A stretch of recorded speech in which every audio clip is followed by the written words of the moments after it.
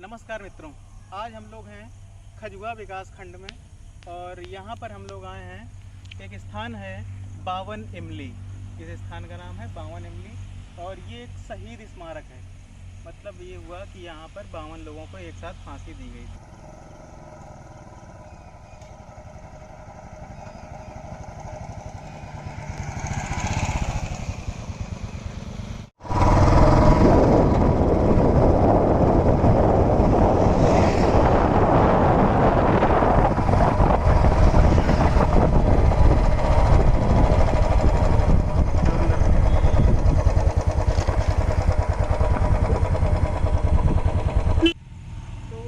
कहानी है प्रथम स्वतंत्रता संग्राम की 1857 की। जब 1857 की क्रांति हुई भारत में अंग्रेजी साम्राज्य के विरुद्ध, तो उस टाइम पर 1857 28 अप्रैल की हम लोग बात करते हैं, जब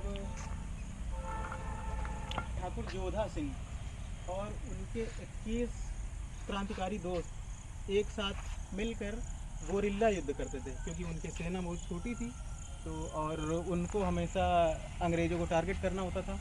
तो वो क्या करते थे कि अपनी 51-52 लोगों की सेना एक साथ इकट्ठे हो जाते थे और जहाँ पर अंग्रेज़ लोग होते थे वहाँ पर आक्रमण कर देते थे और उनको काफ़ी क्षति पहुँचाते थे। तो इससे अंग्रेज़ी हुकूमत काफ़ी परेशान हो गई। उस टाइम पर एक कर्नल को इन लोगों ने जान से मार दिया। तो उसके बाद में जब दूसरे जनरल आए, उनका नाम था क्रस्टाइज, उन्होंने क्या किया, अपने घुड़सवार सेना को इकट्ठा किया और अचानक इन लोगों के ऊपर धावा बोल दिया और सबको गिरफ्तार कर लिया। तो उस दिन 28 अप्रैल 1858 की बात है। मतलब कहने का ये हुआ कि लगभग 1 साल बाद, जब यहाँ पर स्वतंत्रता संग्राम चल रहा था, उसके 1 साल बाद इन लोगों को जब उन्होंने पकड़ लिया एक साथ, तो सबको एक साथ फांसी दे दी गई। और वो ये स्थान है, 52 लोगों को एक साथ इसी इमली के पेड़ में फांसी दे दी। ये जो लाल लाल हम लोगों को एक पॉइंट दिख रहे हैं, ये सारे क्रांतिकारी लोग 52 हैं, जिनकी संख्या इसमें 52 दिखाई गई है।